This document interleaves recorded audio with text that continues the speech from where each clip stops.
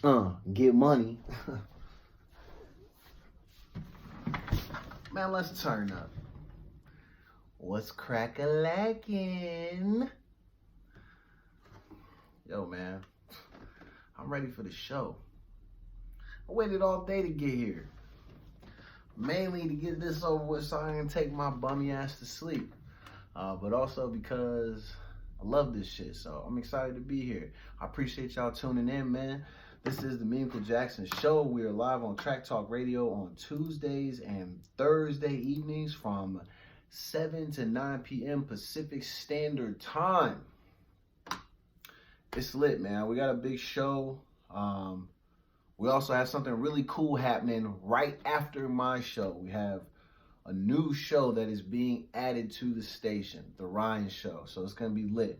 I'm going to talk about them towards the end of the night, man. So shout out to all the entire crew. Everybody's lit. So we got the music playing, man, and then we're going to let the first song play. You know how we always do. Then I'll intro the show, and then we're going to get into it. But yeah, again, new addition to Track Talk Radio, The Ryan Show. It's a dope little podcast. And they got Mr. Cheeks on there, man. Yeah, I said it, Mr. Cheeks from the Lost Boys, which is pretty crazy. But Ryan and his crew, and I'm gonna name all the guys' names, but their entire crew, man, they got a good thing going. Even got a DJ on the show, everything. So the whole setup is lit, man. So shout out to them, Ryan Show, and all the crew. Welcome to Track Talk Radio, man. This coming from your boy Meaningful Jackson. Shout out to y'all, man. We fuck with you over here. So we're gonna talk about them towards the end of the night, but yo, man, got a packed show for y'all. Let me make sure my phone don't go off. Let's see. Get money. So today's been an interesting day, man. Bro, the Oxygen channel, if you don't have Oxygen, bro, you're missing out. I'm completely, and I have been for some time, because I really do like crime documentaries, but this last couple of weeks, man, I've really been hitting the crime documentaries pretty hard. So we got Snapped. We got Confessions of a Killer, Homicide for the Holidays, Snapped, Killer Couples, Killer Siblings. I mean, it's just killing, man. This shit is horrific. It's crazy that these things even happen in our country. And because they're happening in so many different places, it's like some of the shit you don't even hear about. So when it hit TV, it's crazy. But when it happens in their areas, it's like only on their local news. I mean, some of these things go crazy, like national. But there are some of these ones where I'm like, yo, I never heard of this. And then you hear the stories and like the people involved, like, but my freaking mind is blown. And I'm also not understanding why people are opting to kill. Why y'all don't just get divorced, man? Y'all really killing for somebody's little $500,000 insurance policy? You really risking everything for $500,000? I mean, some of these payouts are crazy, I believe it, but even still, how far are you really getting on $500,000? I mean, you're gonna be farther than where you're probably at before you get it, for sure. But is it really worth killing, knowing there's a chance that you're gonna get caught and then you're gonna end up doing 25 to life? Why? I can't even believe it. This shit is crazy. But yeah, man, I've been on Oxygen, so even the channel, obviously, we're all on that.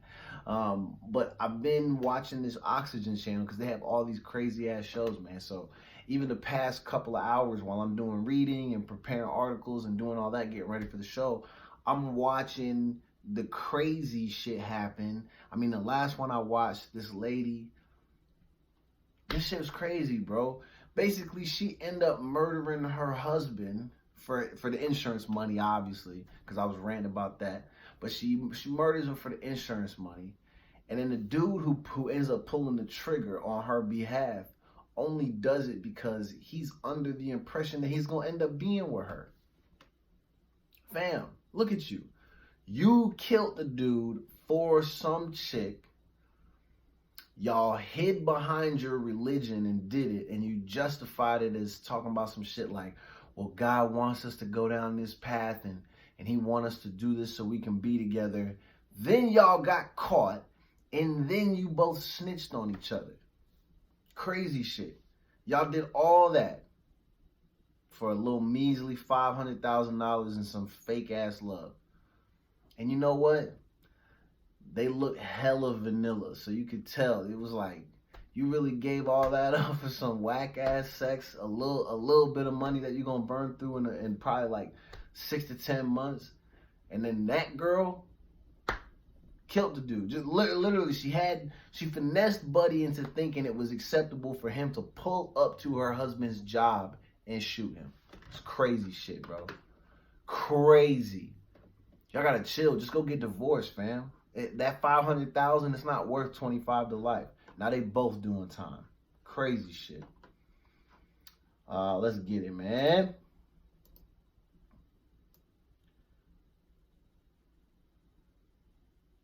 Hey, yo, your boy is back. Hold up. Before this Casey and JoJo Tell Me It's Real starts playing, I had to come in and introduce the show, man. Hey, you are now tuned in to the Meanquel Jackson Show. I am your host, Meanquel Jackson. It is lit. We are live on Track Talk Radio, man.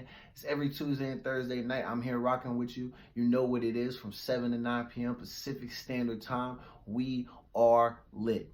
So, we got a pretty decent show for y'all today. I literally was just telling the people how I'm watching the Oxygen channel, so you know you're gonna get a Snapped update. But today I wasn't gonna tell y'all, I don't only watch Snapped. I mentioned it on Tuesday that I watch multiple shows, but today I was watching the Dateline ones, where it's like the confessions of something. Everything's about some crazy ass confessions. Some of these stories I tell you are wild, bro. So if you haven't been checking out the Oxygen channel, you need to watch that if you are a fan of crime documentaries. This shit is crazy. But anyway, man, we got a live show. We also have, and I talked about it on Tuesday, directly after my show on Thursday evenings, there will be another show that is going to begin tonight on Track Talk Radio, and it's The Ryan Show. So I'm going to talk about that later in the show. Shout out to those brothers, the entire crew. It's a dope podcast. These boys are really having fun with it. They got the DJ. Everything is cracking, man, and they're straight out of New York City. So it's going to be really dope. I hope that after you're done listening to this, you don't turn the station off. I want you to keep that motherfucker on and listen to The Ryan Show. It's going to be worth it, I promise you, man. So at the end of the night, we're going to preview them. We're going to, talk about the cast and crew a little bit. Won't take but a minute while we get up in it. And then I'm going to pass you guys off to them. And then you're going to continue to enjoy your Thursday evening on Track Talk Radio. This is what it is now. We're expanding. We're doing big things. The channel's on the come up. Shout out to Sherry. Sherry's on the come up, man. Helping everybody eat. So, again, we appreciate y'all tuning in. Right now, you were tuned into the Meanquel Jackson Show. After that, you'll be tuned into the Ryan Show. And I'm going to be here with you Tuesdays and Thursdays. They're going to be here with you on Thursdays. The whole shit is crazy now. So, let's jump into it. But first, I'm going to let y'all get back to the music. So, we're going to dive back into this old-ass hit, Casey and JoJo. This is crazy old. But you know what? I love this song. Tonight, y'all gonna get a mix of the R&B and the rap. So I think we've been going a little bit rap heavy lately. Let's slow it down and let's get in our feelings, everybody. Join hands. Nah, don't do that shit. Just listen to the damn song and I'll be back here in a little bit.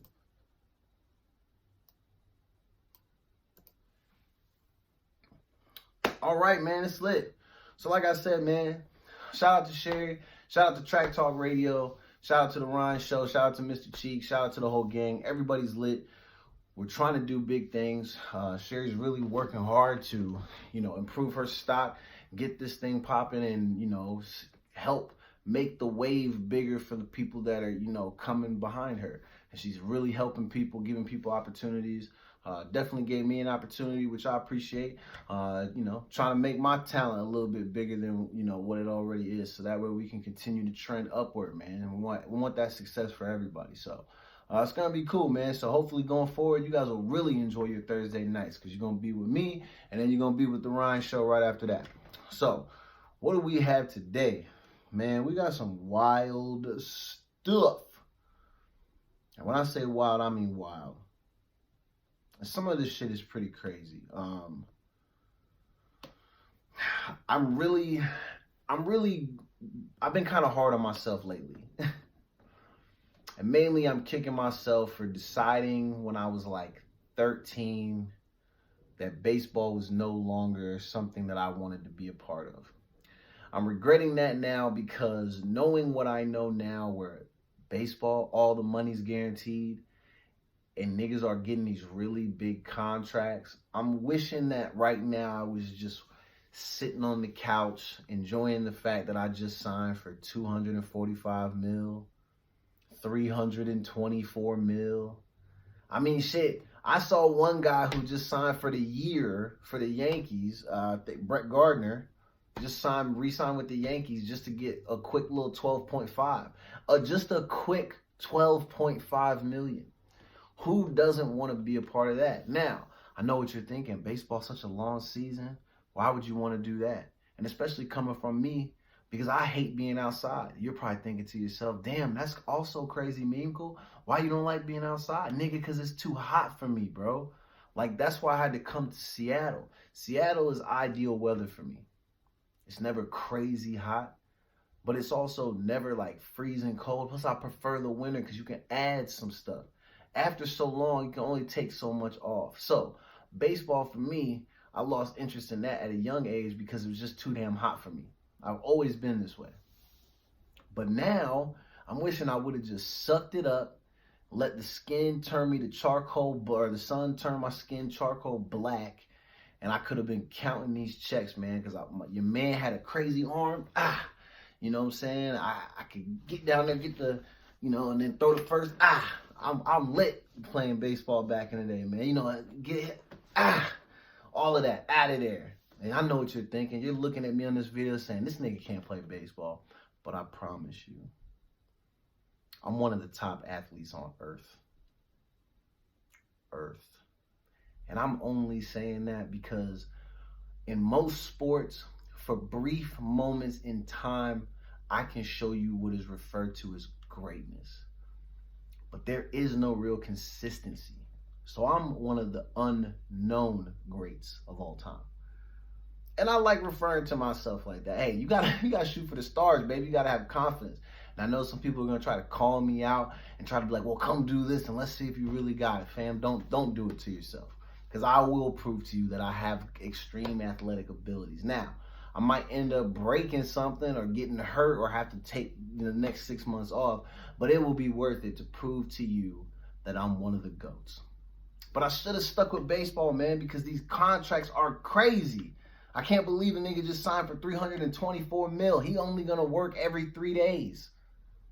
You know how crazy that shit is, man? Let's get into the show. What is cracker lacking, y'all? Oh my God, turn this junk off. Listen, I'm in here just now talking about regret. The great regrets of all of our lives. And one of mine is that I just gave up on what could have been a long, outstanding, potential Hall of Fame career in baseball. I gave up baseball at a young age, the young, tender age of around 13. I probably was going to the Hall of Fame. Maybe for Water Boys, but nonetheless, I probably was still going to go to the major leagues. That's how I believe. Because I shoot for the stars, ladies and gentlemen. I'm one of the greatest unknown athletes on this planet. I am one of the best. And I tell you, ladies and gentlemen, you have to be this confident because there's a lot of killer athletes out here. And when you play sports and when you compete, people are out there trying to take your head off. So me, I gotta maintain an edge. Now, I'm gonna tell you why I quit. because I was defeated by the sun. It was too damn hot outside for me to be out there throwing the ball around, rolling around in the grass, wearing pants and shit. I did not have time for all of that. Too damn hot. But now, I will tell you this. If I would have known then what I know now, I would have sucked it up. Pause. Pause. I would have accepted the fact that it was going to be hot and that I probably was going to burn up and start turning into this gorgeous chocolate that you see before you, and I would morph into what Akon looks like, black. I should have just accepted that, because if I would have known I had the opportunity to potentially make 245 million, 324 million, or even last year, Buddy signed for 300 million. Ladies and gentlemen, this is just to play baseball. And I know there's probably going to be people that hear this and they're going to say, Nick, it's not that simple, man. You got to work hard. You got to be able to hit, or you got to be able to pitch. Nigga, I know. I played this sport. I know what it takes. You got to have some serious skills. Skills that I know in reality I did not have. And like I said, the sun was what really defeated me, not the game. I probably was better than the game, but I was not better than the sun, because I was not about to let myself get that black. I cannot do it. But man, for 324 mil, holy shit, boy, you could fry me up right now. Had me looking like a whole big ass piece of charcoal out there, cashing them checks, baby. 162 games. And Buddy, who got the 324 mil, he's a pitcher. So he's only playing it, or he's only working essentially every 3 days. And he'll go to practice, he'll hang out. It's really not, it's honest work, but it's definitely not that hard of work. There are some guys who really are going to be out there busting their asses to get light money. But shit, I'll even take the light money, man. I was talking about Buddy for the Yankees just re-signed 1 year, 12.5 mil. Yeah, I'll take 12.5 mil to go play baseball. Shit. I should have stuck with that. So, it's one of my great regrets in life. Giving up on baseball just because I was afraid to be too black. I did not want to be looking like, the basketball court at your local elementary school. I was not trying to do that. Because, I hated when I was young, when, you be anywhere with any white kids and, like the lights will go out or some shit like that, and they'll be like, I can only see your teeth and your eyeballs, man. This is so crazy. Like, yeah, nigga, I get it. I'm black. I didn't want to be any more black than what I already am, because I didn't want to be shamed for it. But you know what? Now that I'm older, I realize black is just so beautiful, and I should just accept it. So that's why now I go out there and I get burnt the hell up. I just wish I was doing it and getting paid $324 million for it. That's all. But yeah, man, proud to be black, but not proud to have quit baseball at a young age, the young, tender age of 13. So shout out to Garrett Cole, man, signing with the Yankees for a record-breaking $324 million. That shit is crazy. I think he can opt out after the 5th year, and then there's like a no trade clause. Like, the way his deal is set up is pretty sweet.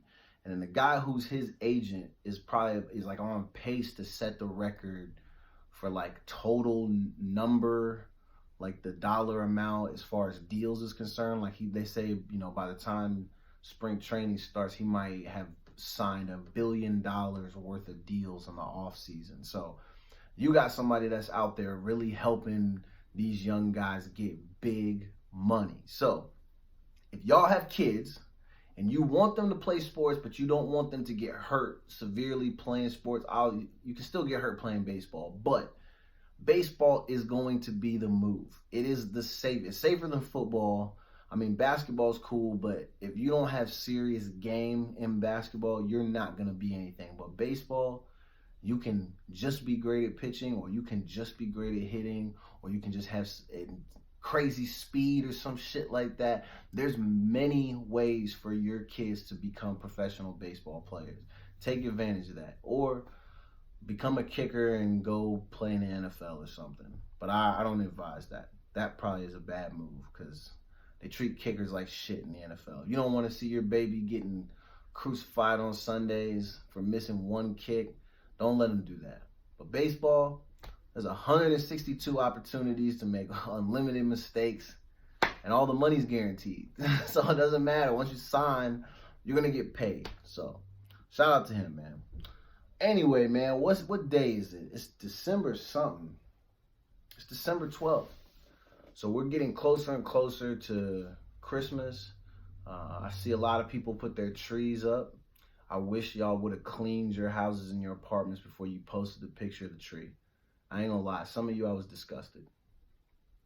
And you're probably thinking, why does it matter? It's my apartment. Yeah, but at the same time, you're showcasing what looks to be a gorgeous looking tree. It's nicely decorated, but then we have to look in the background like y'all got roaches and shit running around. Like, if you're gonna make the tree look nice, just vacuum. Clean up all the shit on the floor. Get all the snacks up off the couch. Like, no one wants to see that shit. Pick up those dirty drawers and shit. Do all of that. Just clean. Just showcase that you at least have good hygiene. Because obviously your tree decorating skills are second to none for a lot of you. I was very impressed because I'm not good at decorating trees. But I'm definitely good at keeping my drawers off the floor. So maybe we can help each other. Clean your asses. Send me tips on how to make my tree look hot, all right? Because I got a little mini tree. It's only about this big. But I got hella decorations, got lights on it, the whole shebang. So even though I'm not a big Christmas guy, I do get in the spirit a little bit, and I have my little tree, so I'm gonna put that out. But I'm looking for some crazy new decoration ideas. So if you guys have good ideas, hit me up. And don't reach out to me and say, look on Pinterest. Like, I know that, dummy. I know all the websites, but I want to hear from y'all. I want to see how you get excited for an idea, and I want you to sell me on that idea so I can get excited and then maybe try. But if your idea is trash, then I'm going to send you back something that lets you know you're trash, all right? Because I want a good Christmas tree. I don't want some janky, trashy looking tree, all right? So send me your ideas, man. I'm trying to make my tree look hot. So today we got some decent news. I say decent because anytime one of these bozos gets fired from their job for abusing their power, I love that shit. So we got this situation that happened. I don't know where or when this happened, but I guess some young guy, there was like a party or something like that, and it's like a high school kids. Cops broke it up, and I guess there was a kid who ended up getting brutalized by the police. And it looks like they were being told to walk away, and then they just threw the boy on the ground. They jumped on him, they pepper sprayed him, and then one of these cops like literally slams his head into the asphalt, the pavement, whatever. But I guess yesterday it came out that this deputy, which is, his name is, Christopher Kirkovich, deputy, former deputy, Christopher Kirkovich. I'm going to say something that people are not going to like. He got fired, but he probably will end up having another job in another county in 2 to 3 years, I'm willing to bet. Because that's just what happens. Eventually, someone's going to, regardless of his history, they're going to take a chance on him. But I said it's a small victory because I love seeing these dudes lose their job. And I just hope for him that maybe he learns his lesson. One thing we got to start remembering is that we have to be consistent within our speech when we talk about second chances. Now, obviously, what he did is horrible. You're slamming the head of a teenager into the concrete while you and your buddies have him pinned on the ground. And there were multiple people who got let go, and I think there are still some cops who are under investigation. But I hope that he's able to learn a lesson, and if he does receive another job opportunity to be a police officer or any type of security in that capacity, I hope that he understands that he probably should not have people pinned on the ground and then slam their head into the asphalt. If you already have them pinned, fam, you've gained control at that point. Doing all that extra stuff, you can't then say, well, you know, just in case, or maybe we feel for our safety, or, you know, anything like that. You can't say that stuff. You just can't. I think there are people knocking on the door. But anyway, Christopher Kirkovich, fired. And I love that. because there's no room for bozos like that working in a job where they're supposed to serve the people. Oh, protect and serve the people. Shout out to this young man. Man, I hope good things happen for you, my young brother. I hope that I know this is going to follow you for a lifetime. I hope that it does not scar you as deep as it scars a lot of people. But remember, scars do heal. Use this as an opportunity to raise awareness. Use your story. Do not hide from it. Do not allow them to make you feel like you should hide from it. You should tell everybody, share your story with the world. That way people start to understand how real this is and how close to home it can hit. And hopefully, the more and more these things add up, the more and more these bozos will get fired, the more and more of these idiots will get convicted of these crimes, the more you'll start to see cops actually step up and speak out against these other idiots that they work with who do these corny ass things. And hopefully we'll start to see real change. I think it's important.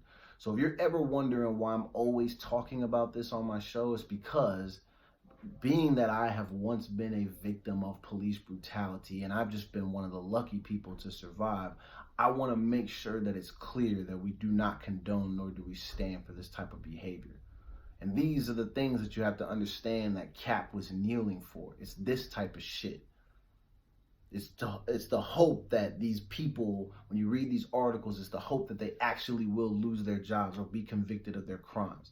And you hope that you start to see it in bunches, because it happens in bunches. For every one of us that gets killed for no damn reason at the hands of a law enforcement officer, we want to see charges brought up.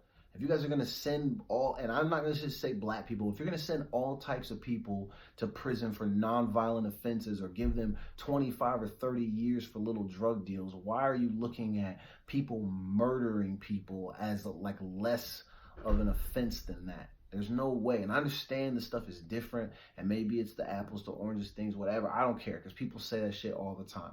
I get that it's different. Different states have different variations of laws and all that type of shit. But I'm here to tell you, when it comes to losing people at the hands of cops, when they're on the job and they're abusing their power and it's on tape and all these things are happening, we cannot continue to just sweep that shit under the rug. Because of the fact that you have other people who get picked up for little bullshit ass things, y'all throw them in jail for no reason, and then they have to go to court, and then they end up having to serve sentences and do all these fucking things, and it ends up being bullshit. I mean, look at these little situations. Like, we let George Zimmerman get off when he killed somebody for no damn reason, no jail time. Look at all the bullshit ass mistakes that he's been making. And now look what he's trying to do to that poor family. Continue to traumatize him by filing a lawsuit against him. And I know he's not a cop, but I'm just saying, like, it's just clear that the justice system spends more time doing the wrong thing than the right thing. That's how it's perceived.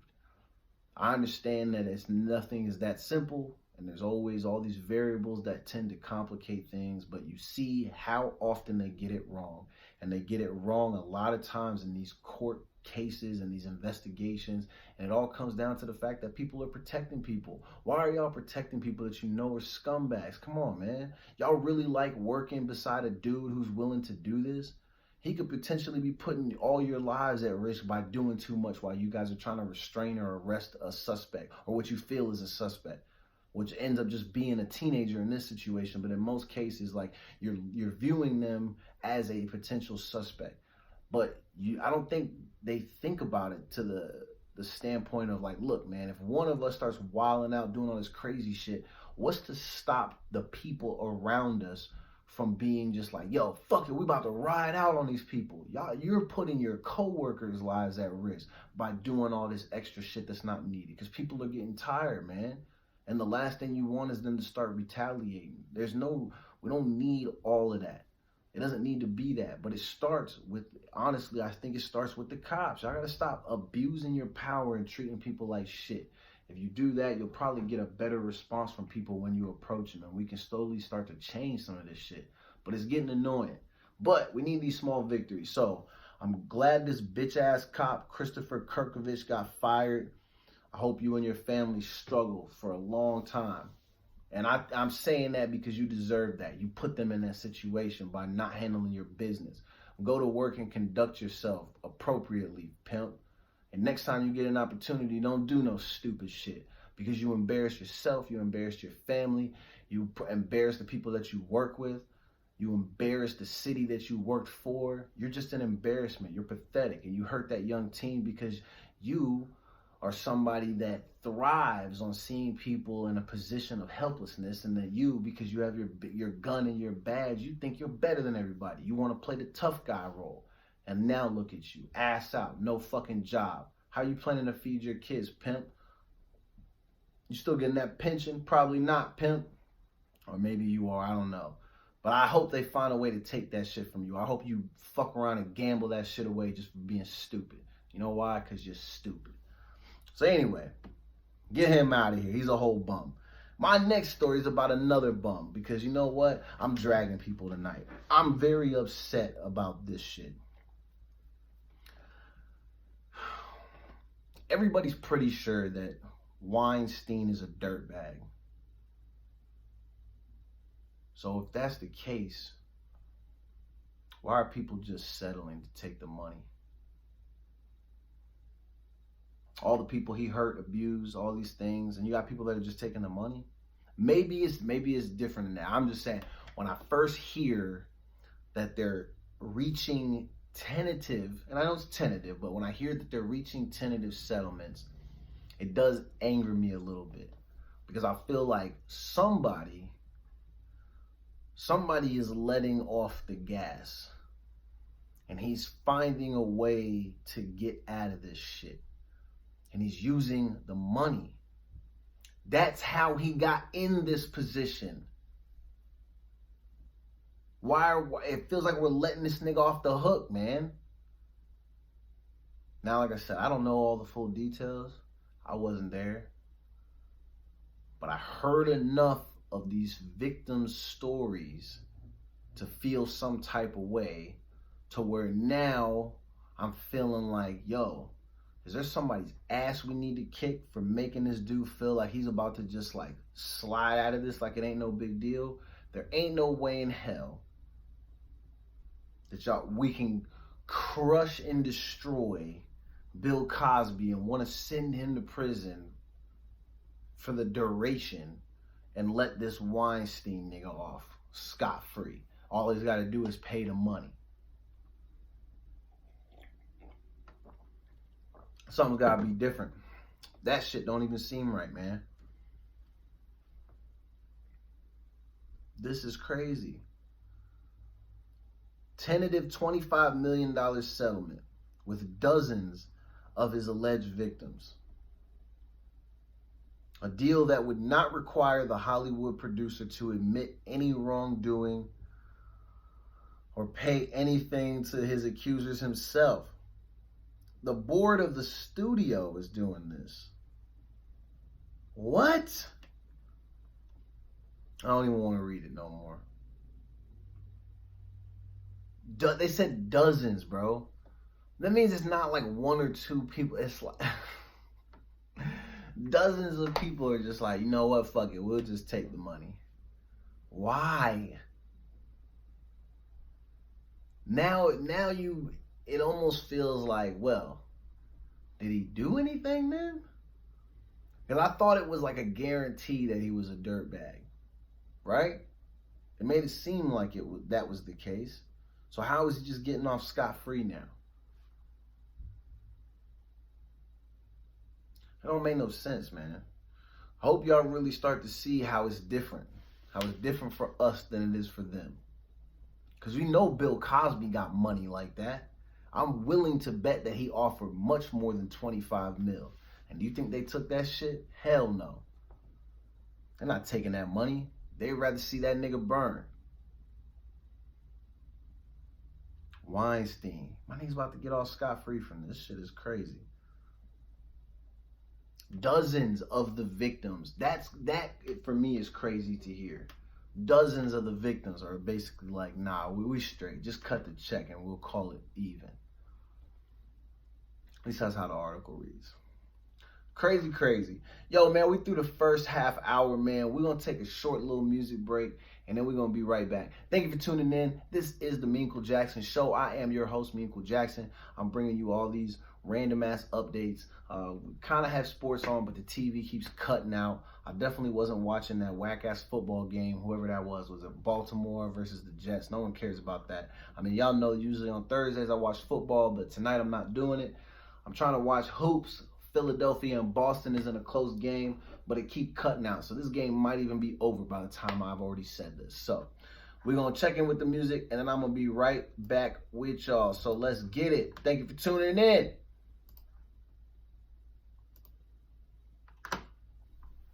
Craziness, man. Taking the money. I don't know. And maybe I'm wrong.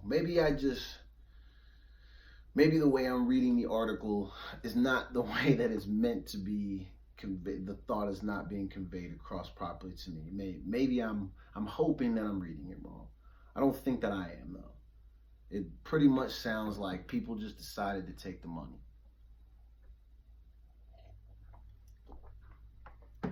After we've already made such a big deal about all this shit that he was doing.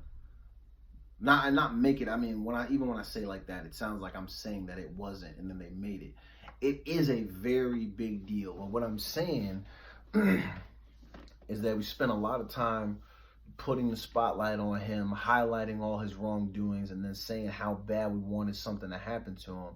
And now we're pretty much allowing him to just use the money and power and access that he has, which put him in the position to harm those women. We're basically allowing him to use that to get out of the shit. That's weird to me. And I'm not shaming any victims, man, I promise you, but I'm wondering what your thought process is and why you would want to now just take the money. Has something happened to where it seems like it's easier just to take the money than continue to go through the process and then maybe end up with nothing? If that's the case, that's okay. I would just prefer to hear that shit, because I don't feel like I would have ever thought that they were going to go this route. I thought for sure he was going to end up in the same spot that Bill Cosby's in, and now he's not.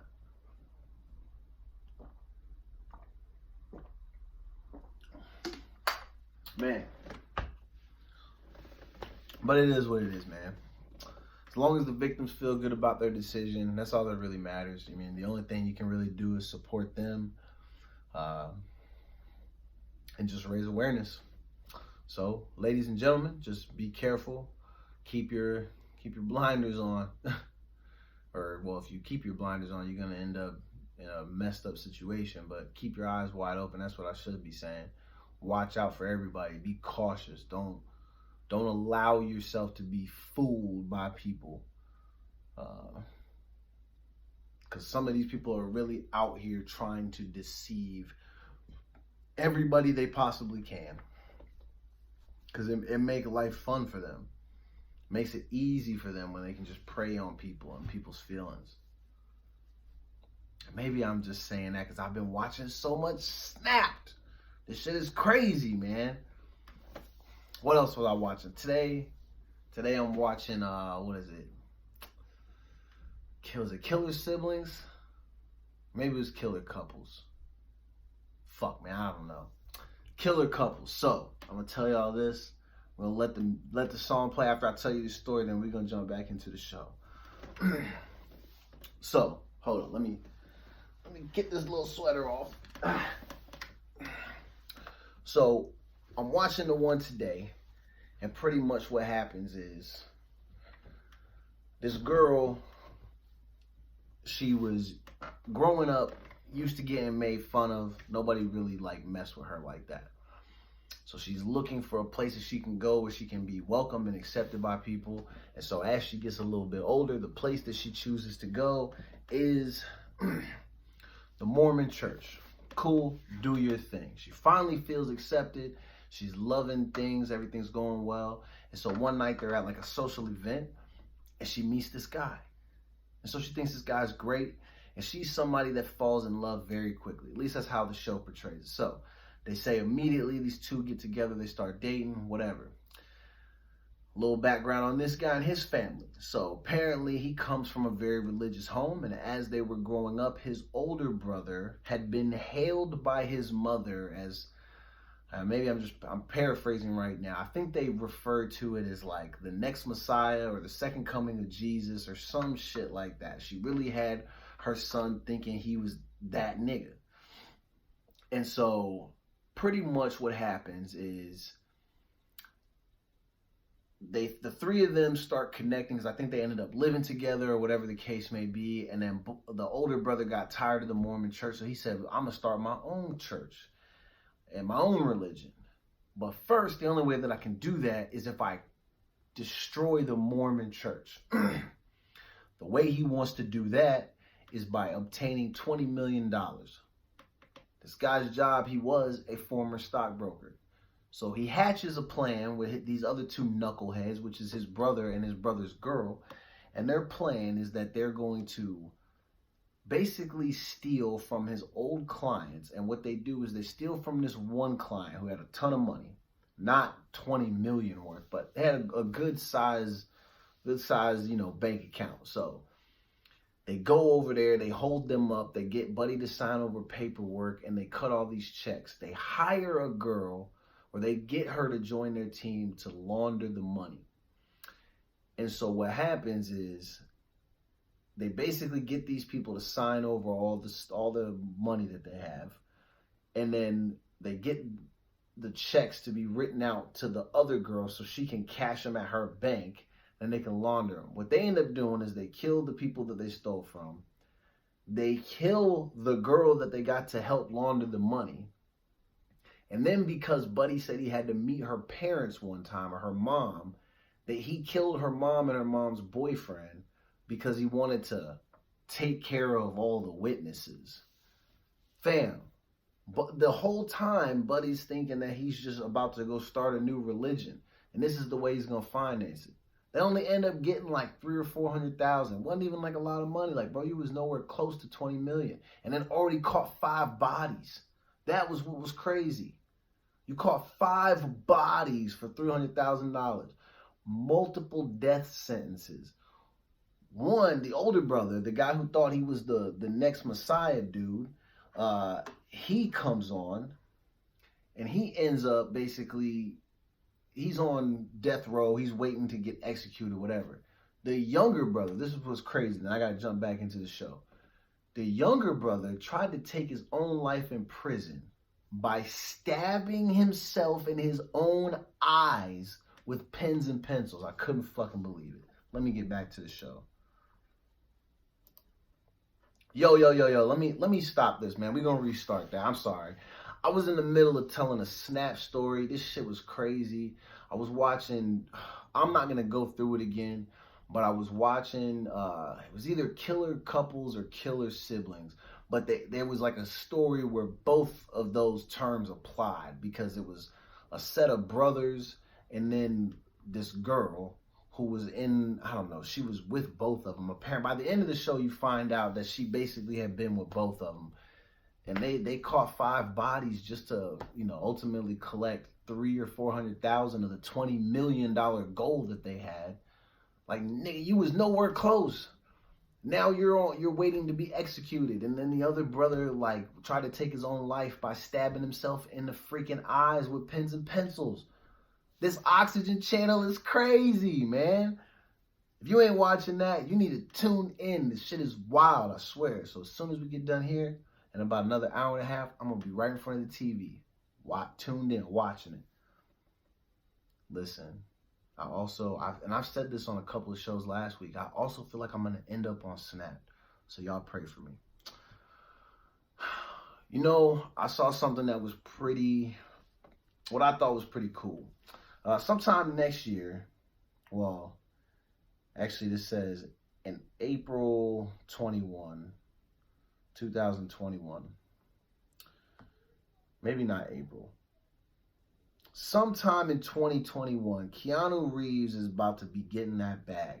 He has John Wick 4 and Matrix 4 dropping on the same day. Now, who knows if this will still be true by the time this rolls around. But all reports have said that this was a real report and that they're expected to drop both these movies on the same day. You know how lit of a weekend Keanu Reeves is going to have when that happens? And I'm going to say like this. Keanu Reeves is not the greatest actor. And I think everybody can agree with that. He's not a great actor. But his role in John Wick, and that character is dope. He's killing. And I think The Matrix is The Matrix. And so because a lot of people have waited forever and a day to potentially see a new Matrix movie, that movie's going to do numbers regardless. Even if it's bad, people are going to go see that shit. So shout out to Keanu Reeves, man. He's about to get that bag.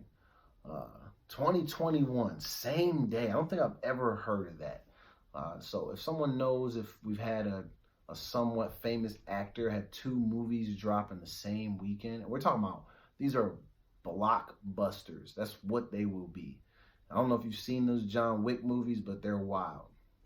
Buddy's been putting in work across 3 movies just because somebody stole his car and killed his dog after he lost his wife. He's 3 movies deep. He's been stabbed up, shot at, and he's probably caught about 200 to 300 bodies, it feels like. So you need to watch those movies, man. They're crazy. So John Wick 4 is going to be crazy. I never really was a big Matrix fan, but I know a lot of people love those movies. Shout out to Roy Jones Jr. for being in one of those Matrix movies, though. He's from Pensacola, Florida, man. You know, I know Roy used to hoop. Roy can't hoop. But it was funny because someone was talking to me about that today, and they didn't realize that he was in one of those movies. I'm like, yeah, Roy Jones Jr. was an actor. It was all right, man. But, yo, Matrix 4 and John Wick 4, same freaking day. Keanu Reeves getting that bag. And I know people were clowning him about a month ago when he finally decided to show the world who his significant other was. No shade. But I think at first glance, when you look at the photo, you would have thought that she was maybe like his childhood babysitter, maybe. Come to find out, she's just rocking the salt and pepper look. Beautiful lady who's actually younger than Keanu Reeves. And Keanu's happy, man. Shout out to him. Being able to be in Hollywood after all these years and find true love and happiness. My man, you're doing great. And then you got these blockbuster movies dropping in here not too long. Well, I mean, I say not too long, but that's only because time is just flying. But 2021, so we got a little bit of ways to go. Maybe this will change, but hey, maybe we'll be lucky and you'll start to see previews popping up with these movies, and then it's going to be on the same day. James Bond has a new movie coming out too for all you Bond fans. I wanted to highlight that because I'm a big Bond fan. So basically, I just use this show to promote shit that I like. I don't really care what y'all like. It's more about what I like. So, shout out to all my favorite things. Man, let's see. 7:45 already. You know what I saw? This is crazy. Because I know there's been... Social media is a very popular avenue. We all use this shit. And a lot of people use it to hype themselves up and promo new projects and all that. But some people really, I think they overdo it and maybe put themselves in compromising positions. Especially if you're like up and coming. Like, I think the last thing you want to do is use your social media to like do something very, very reckless while you're trying to promote a project. But the crazy thing is most of the time this shit be working. We got a rapper in Dallas. I guess his name is Mo. It's MO3. I'm assuming it's Mo. I don't know anything about him. I've never heard his music, nothing. I just see this article that says Dallas rapper says he was shot in the head and then immediately documents it for Instagram. That's where we're at in life. People's first call is not to 911. It's not, hey, help, send help, we need help. It's, hey, yo, let me go live on IG so people can see me. Like, I think people want to die internet heroes. But apparently now they're saying that this whole thing is a publicity stunt. And obviously it's to promote the album. But like, why use your social media for that? That just seems weird. Why have people thinking that like you are about to just be, you're gonna be sharing your last thoughts and your last few breaths? You really had people thinking that you were about to die. And it says that he got online and said that he was shot in the head on Tuesday, December 10th. It said he was shot in the head on Tuesday night. Not only did he clearly survive, he immediately took to Instagram Live following the incident to let his fans know he was going to be all right. And I know this is not the first time we've heard of some shit like this or seen this, whatever. There's multiple rappers who do corny shit like this. This is a direct quote. Oh, I'm gonna read the quote in a minute. But it says, in the clip, Mo's white t-shirt is covered in blood, which also dripped on the multiple chains around his neck. It's a weird detail to put in there. I don't know if I don't need that for the article. Someone in the background appears to be begging him to get out of the street and presumably over to a hospital. This is a quote from him. Man, fuck that, he says. I'm good. Nigga just shot me in my head and grazed my back, man. I'm good. Come on, man. Listen, I'm sure you probably are. Maybe your shit is dope. Maybe you have a big following. But come on, bro. Is this really the way you want to promote your album? By pretending to be shot in the head so people will maybe follow you and maybe listen to your raps? Like, now I'm actually turned off. If you would have just came on and been like, yo, man, I got a project dropping and this shit's going to be fire. I really believe it. I want you to believe it too. I'd be like, you know what? I'm going to give my man a shot. Even if this shit is trash, I'm going to still listen to it. But you pretending to be shot in the head had me thinking like, this brother ain't got no sense. So I know that album can't be good. But now I'm really hoping that it ends up being fire. I hope you're the next DaBaby, which he's only been out for like 3 weeks, but his music is fire. And he put 2 albums out in a year, which is crazy. You hardly ever see people do stuff like that, but he was in high demand. So I hope that happens for this young brother. I hope that he's able to gain some success, but honestly, I'm questioning where you're at mentally to think that this was going to be a good decision for you. This shit is wild. So your music better be good, my knee. Do not have bad music on that album, G, because if you do, they are going to crucify you horribly. But anyway, man, like I said, this guy faked like he was getting shot, and apparently it's just all been a publicity stunt. So I'm assuming that means he's alive and well. I'm wondering what the backlash is like. Or maybe the whole hood was like, yo, that shit was dope. He all had us thinking he was dead, but now he's back from the grave. He's been resurrected. He's better than Tupac. And then maybe he'll sell 10 million records. I don't know. We'll see. So I'm reading this story today, and it's talking about how police are still using these like $2 like drug test kits that they use when they pull people over and when they do searches and all that shit. And apparently these tests identify certain substances as certain things. The headline is funny because this is on Vice News. So shout out to Vice. Vice is so random. Who knows if this shit is even really true? But I thought it was funny because it says, this $2 test identified bird shit as cocaine. Cops keep using it to arrest people. So we have something, it's a resource that cops are using to identify if people have drugs on them. And apparently this same resource is also identifying specific things as drugs. I don't know why you would still be using a test that is identifying bird shit as cocaine. And some of the other stuff that I read on here, it's obvious that these tests do not work. So it says police across the country have used the same breed of shoddy $2 test to arrest people for cocaine that was really bird poop, meth that was actually crumbs from a glazed donut, and oxycodone that turned out to be just regular ass vitamins. In all of these cases, the possession or drug trafficking charges were eventually dropped after police sent the drug samples to the state lab that returned more conclusive results. The original tests, known as presumptive field tests, have a history of being almost laughably wrong. If they weren't putting people behind bars even temporarily, and the follow-up lab test that eventually clears people's names takes weeks, if not months. This shit is crazy. You have people who are really going to jail due to the amount of time it takes for them to actually figure out that what they have tested is not a drug and that it's something else. And half the time, these people they're making these decisions, as far as like, do we go to trial or do I take a plea? They're doing all of that well before the test comes back. And they literally probably haven't done anything wrong. They're going down for charges that aren't fucking real. I mean, shit.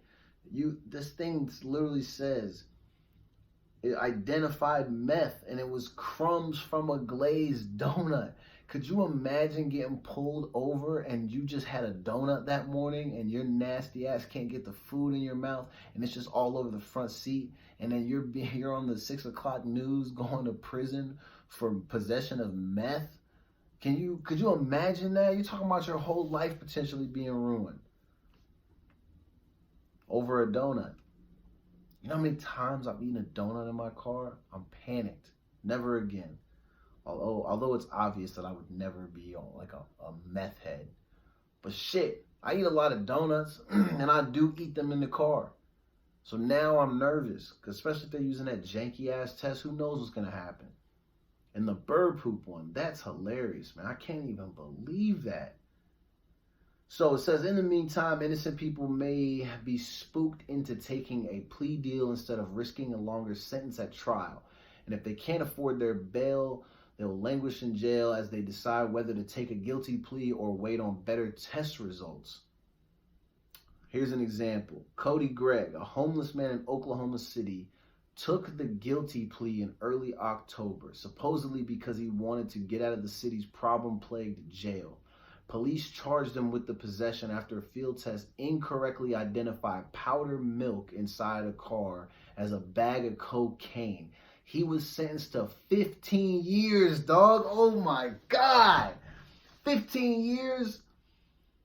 And had been in jail for nearly 2 months before drug lab results cleared him. Oh my God. 15 years. Powdered milk. A $2 test had them thinking that it was cocaine. This shit is crazy. Fuck, man. And you know what? They got to meet those quotas every month too, so they probably didn't even care. Like, I know this sounds crazy, but doesn't powdered milk have like a specific type of scent to it? Like, wouldn't they have opened up the bag and been like, oh yeah, that doesn't smell like what we were hoping that it was. It smells like milk. Like, doesn't it have a smell? I feel like it does. If it doesn't, and maybe I'm tripping, oh well. But either way, it's crazy as hell to think about my man being sentenced to 15 years on drug possession charges. And come to find out the bag that they think is cocaine is actually powdered milk. And it takes 2 months, 2 whole months, for them to realize it. Because that's how long it takes for the lab to get the test back. That's fucking crazy. All because cities are trying to, cut back on costs and save money. Y'all using these janky ass Dollar Tree drug test kits. Like, shit, you could have all kinds of people right now doing time and taking up space that don't need to be in there. That's crazy. Our kids can't get free lunches, but you got niggas that don't even need to be in jail eating for free, not having to work, and not having to do nothing. My man, I understand that he's homeless. He probably loves it. Shit, free food, a place to stay. All you gotta do is stay out of trouble when you don't get your ass whooped. He probably loves that shit, but damn, you really got him in there doing 15 years. Over some powdered milk. Why did he have powdered milk? Shit is nasty. I'm fucking blown away right now. These are just some of the craziest stories, man. But nothing crazier than I read a story where it looked like as of Tuesday that the minor leagues were going to remove marijuana from like the drug testing list or whatever, and they're going to treat it the same way they treat alcohol. And then today we found out that they said scrap just only doing it in the minor leagues. We're going to do it the entire baseball system. And so I guess it looks like they've removed the marijuana from the ban list. They're going to treat it the same way they treat alcohol. So I'm assuming that means that now niggas can just smoke weed and it's cool. So when you go do your drug testing, they're only going to test for, like, you know, obviously PEDs, HGH, or all those little, like, you know, steroid type of drugs. And then obviously like hard shit like cocaine, not to be confused with powdered milk. But they're going to be testing for that. Hopefully they're not using those $2 test kits that police are using, because that probably would not be a good look. Some of y'all going to end up on the suspended list for drug problems, and it's all because you just been walking around with powdered milk on you. But I think that shit is pretty crazy. I think this will have a significant impact on all the other major sports.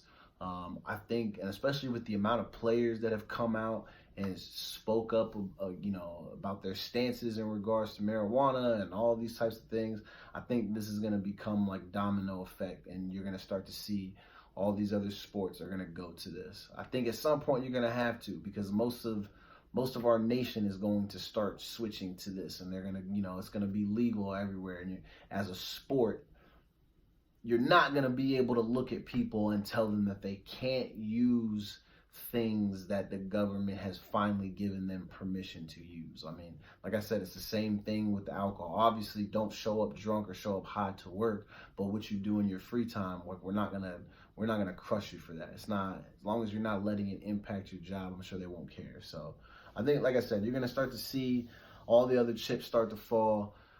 I'm sure the NBA will probably be next. I think the only way the NFL would do it is if the NBA did it, and then you had the NBA and baseball. The NFL will not do that shit until then, even though most of the people wearing an NFL uniform probably smoke weed. They probably smoke weed during the fucking games too, I bet. Like, I wouldn't be surprised, only because I know if I was in the NFL, that's some shit that I would be doing. Recently I started finally getting high before playing basketball. I'm better than ever. I'm real lit.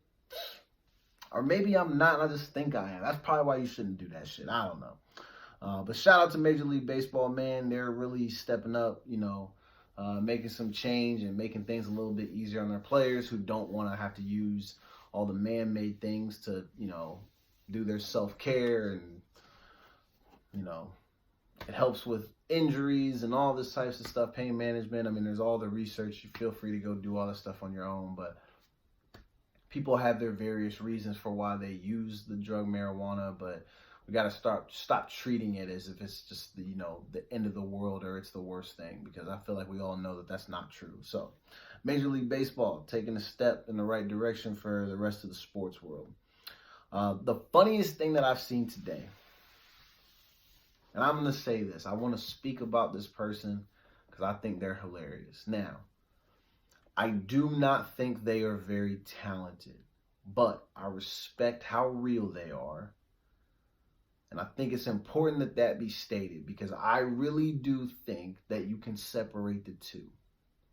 I can look at a person and appreciate them for being who they are, but also look at them and think, you're not talented. It's okay though, because you are still achieving your goals, chasing your dream, and you're earning, you're successful, you're killing it.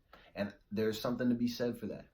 And like I said, how real this person keeps it, how authentic they are, I cannot be mad at that. But I do not think this person has any real talent. I think all her talent is manufactured. It's not real. But her and who she is and how she carries herself, I think that is 100% real. That's all her. That's what I can appreciate.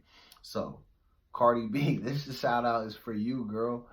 Like I said, this is the funniest shit I've seen all week. So, this video pops up today and it says, Cardi B films herself on the toilet blasting diarrhea sounds into the toilet as proof to why she's canceling her meet and greet.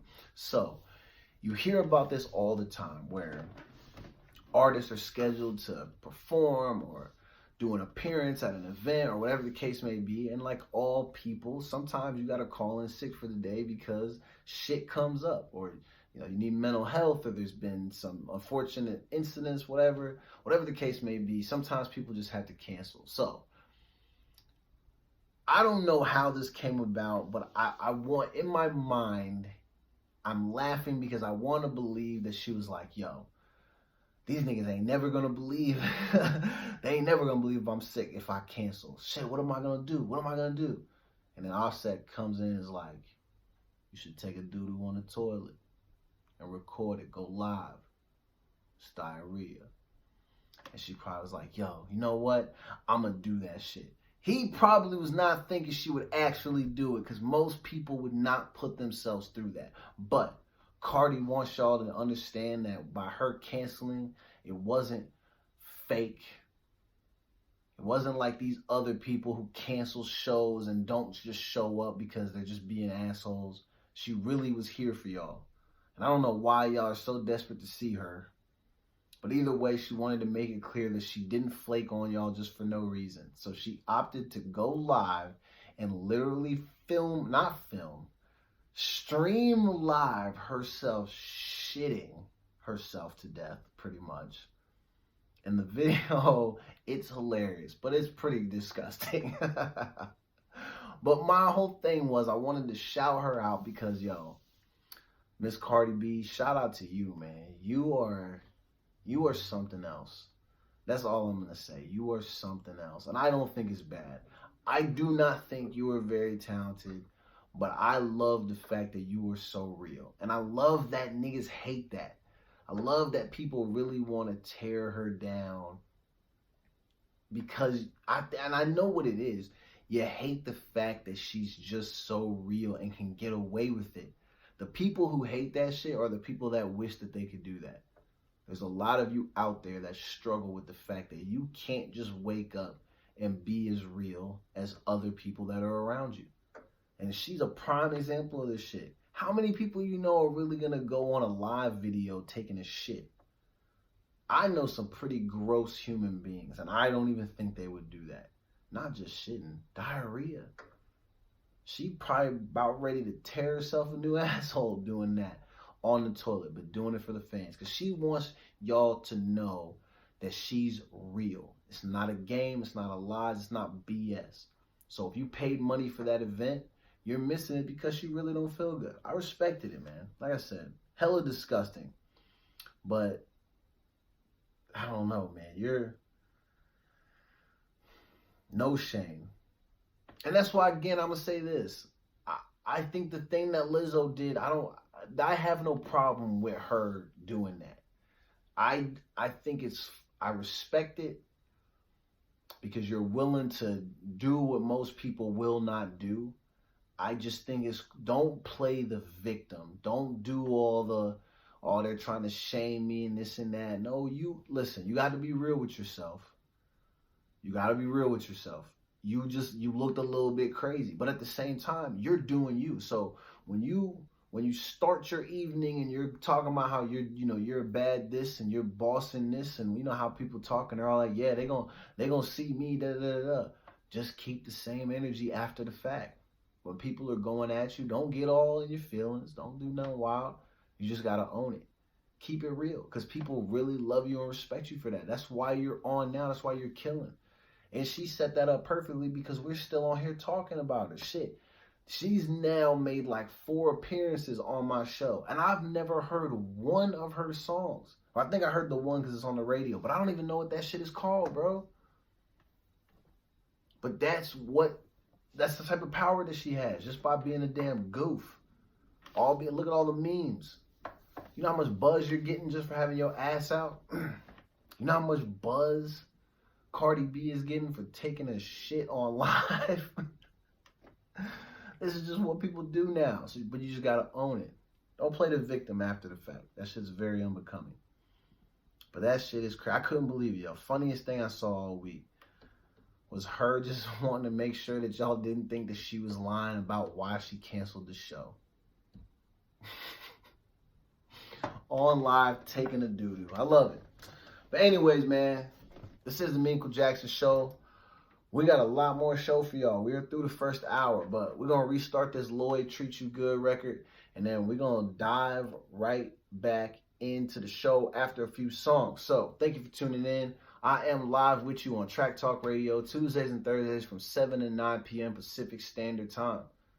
I appreciate everybody that's been tuning in. We're still getting really good feedback about the show. And I ain't gonna lie, I think I'm the only one surprised by it. A lot of people keep telling me, oh, it's really good. We really like it. And I'm like, I don't know how good this shit is. I don't really know.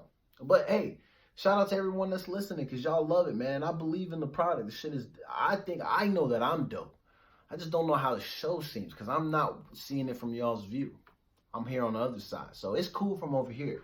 So I'm assuming that it's cool from y'all's side too. So people really love it. Shout out to the people who are following, showing support, providing good feedback. I think this shit is cool, man. So it's December 12th. We are live on Track Talk Radio. We got a lot more things coming up for you. And then towards the end of the night, like I said, we are going to do a small little preview on the Ryan Show because they will be coming up right after me.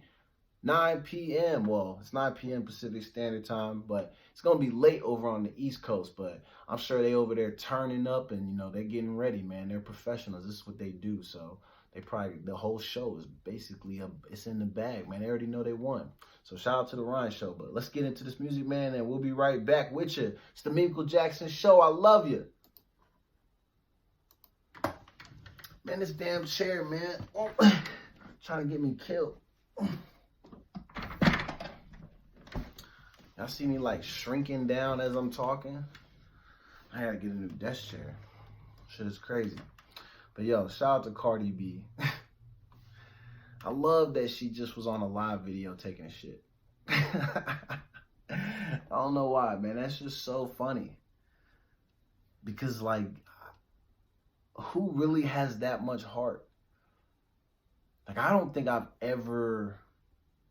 there's no selfie that I have on my page where it's like me sitting on the toilet. And I know there are some people who are brave enough to take selfies like that.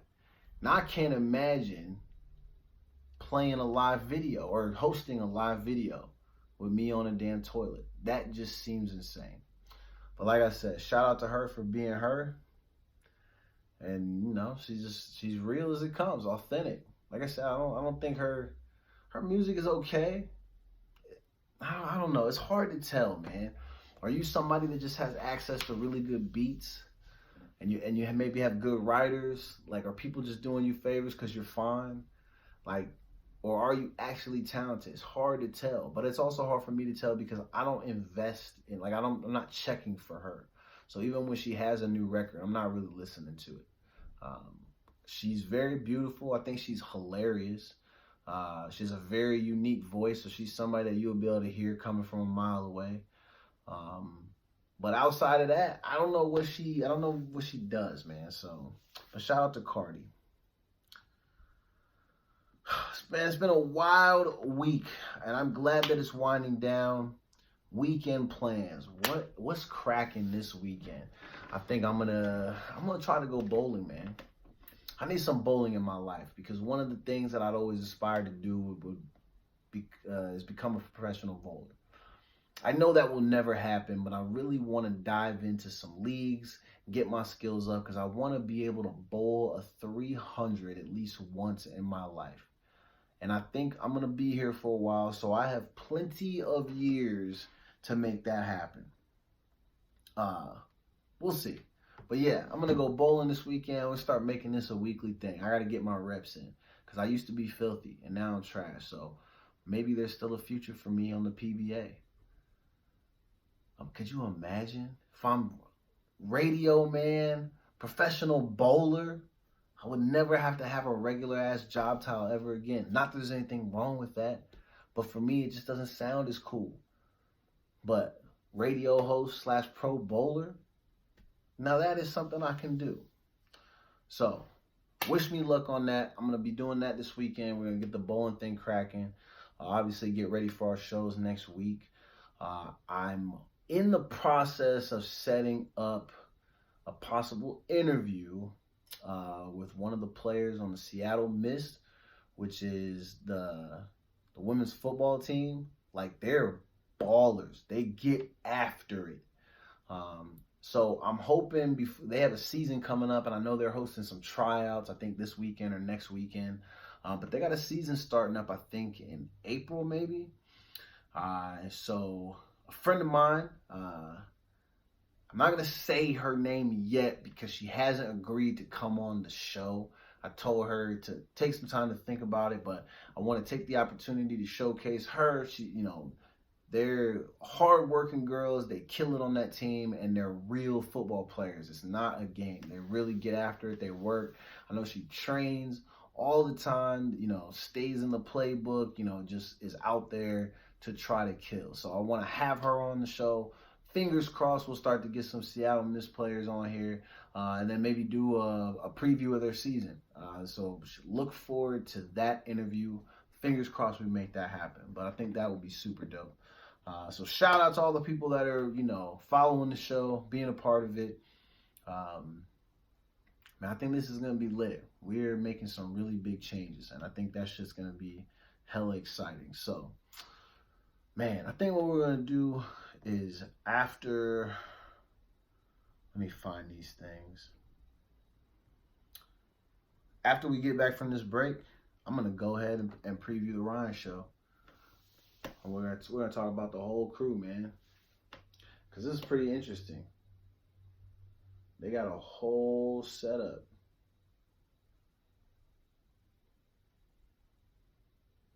And I love that they're inspired by the WWE, Rap Basement, radio legend Howard Stern.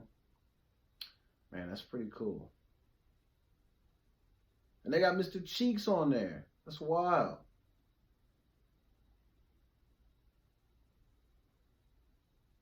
I like it, man. It's good to see other people really honing their craft, chasing opportunities, chasing their dreams, and making this shit happen. Can't have anything other than respect for people that are going out of their way to really, make their lives meaningful. Not to say that other people aren't, but this shit ain't for everybody. Like, it's not gonna be easy. When you start out, opportunities are few and far between, but you gotta put in the work. You have to make yourself seen. You just have to grind. I mean, it's like that with everything, it seems like, obviously. Not to say that some things you don't have to. I mean, also depends on who you know. But ultimately, it boils down to how much effort you're willing to put into chasing your own dreams. And it's clear that you see people that are doing this shit. And at half the time, a lot of the success just comes out of people just, sitting around and just deciding that they want to just start talking, having conversations, and then you record it, and it ends up being something that's crazy. I mean, look at Joe Budden's podcast. Joe's been doing YouTube stuff for forever, and I think, what was it called? Joe Budden TV. He had a little show on there. It's pretty crazy. And then he had that podcast thing, and that started getting real big. And now him, Ma, and Rory are killing it. They're really, really killing it. So it's good that you see other guys like this. So hopefully Ryan will get that same opportunity, man. So shout out to him and the boys. We're about to get into this shit and preview it up, man. Wish the writing wasn't so small because I can't really see without my glasses, but I can pull it up on the computer though. Let me do that. That would be a lot easier for me because I can't see shit on that phone.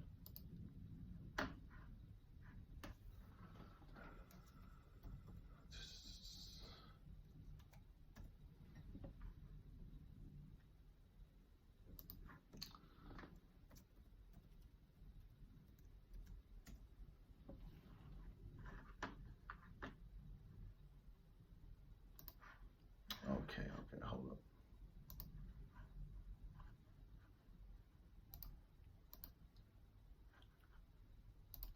Yo, yo, yo. We are back. We are back. My bad. I'm trying to pull something up on the computer because I think what I'm going to do is I want to read some stuff off to y'all about the show that's coming up after this, which is the Ryan Show. But I'm trying to pull it up because I don't have my glasses on, so I can't see the writing on my phone because, hey, my stupid ass is kind of blind.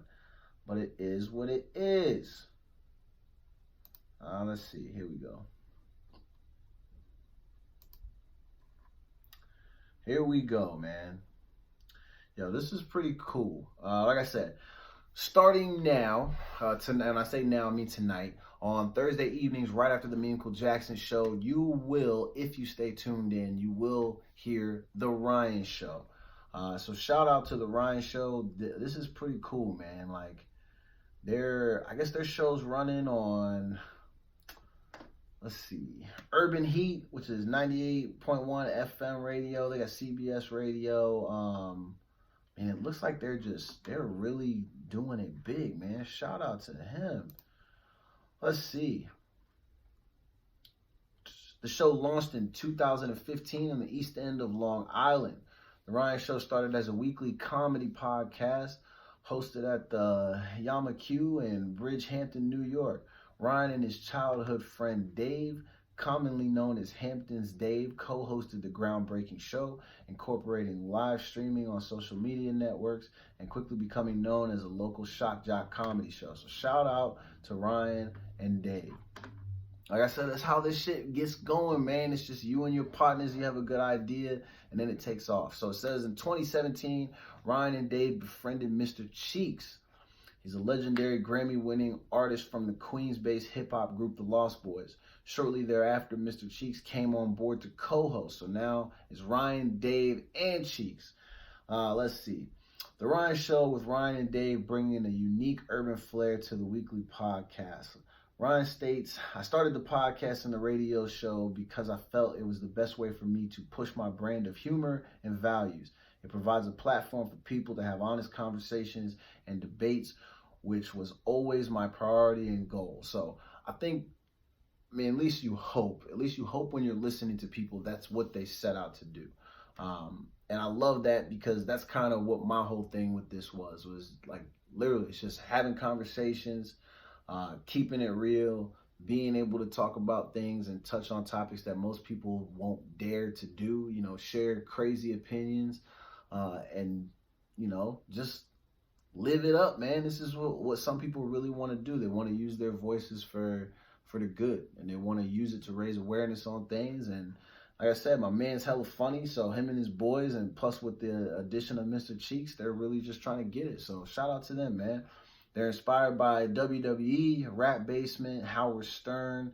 They're just really killing it. So let's see, most significantly, the Ryan Show has expanded out the tri-state area and has brought their show to 98.1 FM, the new Urban Heat Radio in Boston, and now broadcasting live out of legendary producer Erick Sermon's Def Squad Studios, excuse me. I always say, when I see the words DEF, I always think Def Jam.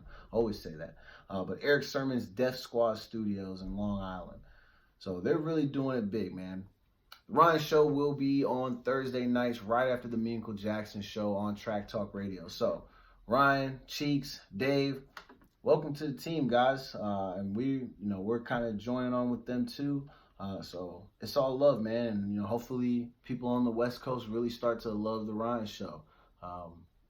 It's lit. Anyways, what the F was I doing earlier? I was talking about all kinds of dumb bozo shit, and then I just decided that I haven't checked my Instagram in a while, because I usually save some pretty funny articles on there. So I want to see what I have put on there, because if I'm remembering correctly, there was something funny that I wanted to talk about. Let's see.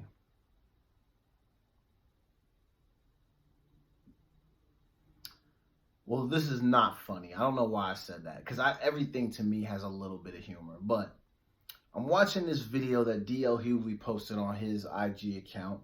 Shout out to D.L. Hughley, always posting wild stuff, but very informative and You know, it's one of those pages that I feel like people really go in and, I mean, obviously there are some clowns that follow him and comment dumb shit, but for the most part, it seems like you're getting to interact with really genuine people, which is a very big surprise on the internet. And they're people who are actually, you know, providing some good thoughts and feedback on a lot of the stuff that he posted. It's not just funny stuff, and it's not just people being dicks for no reason. And there's a lot of that, but I mean, that's with any celebrity's Instagram account or social media page. So he posts this video, and it's this dude, and I was blown away when I saw it, because my man tried to steal this woman's wheelchair on the train. And when you watch the video, she's sitting in the chair, and obviously because, you know, she's in her wheelchair, she's like in a certain section where they have it, and she's strapped into the chair. On the video, Buddy tries to unstrap her, pull her out of the chair, and then steal her chair while she's sitting in. I couldn't even believe it, bro. Literally threw her on the ground, tried to run out with the chair. Got stopped right as soon as he got off the car, because, you know, bystanders came and helped out, which was really dope. It's good to find, you know, actually see people help people and not just go to their phone and start recording a bunch of bullshit. But they tried to help. They did catch the guy. He's facing 5 charges, including assault, robbery, and kidnapping. But this video is crazy. Literally unhooked her and got the chair and tried to roll it out and then dumped her out of the chair and then ran off the train. Made it about 5 feet, and then he ran, and then the cops caught up with him later. It was crazy. What possesses you to try to kick a person out of their wheelchair when you're not handicapped? What do you need that wheelchair for? I'm wondering if he has like a cousin who's like on the wheelchair black market, and there was like if you give me quality chairs, I'll give you, you know, $500 a pop for them, or some shit like that. Like, get me the good shit, man. I need like the Bentleys of wheelchairs. And maybe he just saw it and was like, yo, this is a good chair, and this is my one and only chance. If I don't get this chair now, I won't be able to get that $500. Maybe that's what he was thinking, because he looks insane. Literally tried to pull a lady out of the chair, throw her on the ground, and run off with the chair, and then didn't even get the chair. You did all of that, and now you're facing multiple charges, and you didn't even get the chair. Craziness. Yo, I'm watching this commercial with Post Malone, and I'm wondering, like, do people think he's like really talented? Like, I don't, and I'm honestly asking because I don't know, because I don't listen to his music. But is he really talented? Or is he just like a really grungy dude that, like, when he gets stoned, like, has the appearance or is able to create the illusion that he can do music things? It's hard to tell, man. I listened to a couple of his songs, and I find myself like sitting there thinking, like, when does this shit get good? And I know that sounds disrespectful, but for me, it's real, because I struggle to see where all the talent is, because people really will try to be like, oh, you know who's really nice? Post Malone. I'll be like, what? What? What do you, like, do you know, like, what nice means? Like, depending on what region you're from and how your circle is, like, I'm not ever thinking that nice and Post Malone will ever be in the same sentence. That just seems crazy to me. But I just saw him on the commercial, and I just thought that was strange. What I also think is strange is when people see internet sensations or celebrity type of people out in public, I don't understand why people try to jump those people to then record it so they can get famous. Why do you want to beat up somebody who's famous for actually having some like sort of skills or talents that people enjoy seeing? Why are you trying to get famous for beating them up? Why do you want to be famous for assaulting a person to try to get fame? This is crazy, because I guess there's this guy, and I'm sure most of you have heard of him. I don't hear about these people because I don't pay attention to other humans. I I mean, at least I try not to. Not people of this caliber. But apparently this guy's name is Brother Nature. And they have a video last week where he got jumped in Miami. And everybody on Twitter is like literally like posting tweets and asking like, why are y'all jumping the guy who's trying to save the planet?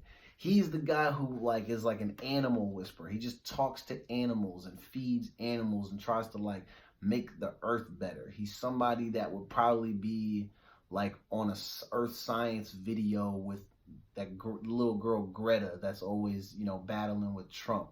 Shout out to her, by the way, because Trump tried to disrespect her and then she beat him at his own game. Shout out to you, young lady. You're on your way up. You're doing whatever you can to protect the world, and you're only 16 years old. You're an actual hero. Trump's a fucking loser. But this guy, Brother Nature, is similar to that in that regard, where he's just trying to do the right thing. There's a video where I guess it's him at like he's at like a pizza restaurant, or he's at some type of restaurant, whatever. And people end up jumping him. And then everybody in the restaurant just sat there and they filmed the shit. No one helped him. And it's weird because the people only ended up beating him up because they're clout chasing. But why do you want to beat somebody up who's not even trying to fight you? What's the point of that? Y'all beat up the dude that's trying to help save the planet and fuck with animals. Like, do y'all feel tough now?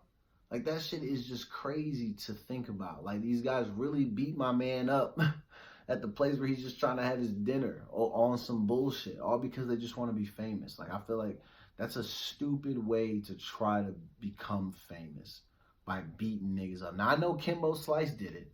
Backyard brawling, ended up getting famous, but unless you guys are trying to have a career in mixed martial arts, and even then, beating up a defenseless, you know, nature hero, that ain't gonna get you an MMA contract. But if that's what you guys are shooting for, y'all are complete bozos, whole bums. I mean, for real. This poor little light-skinned boy got beat up for nothing. For nothing.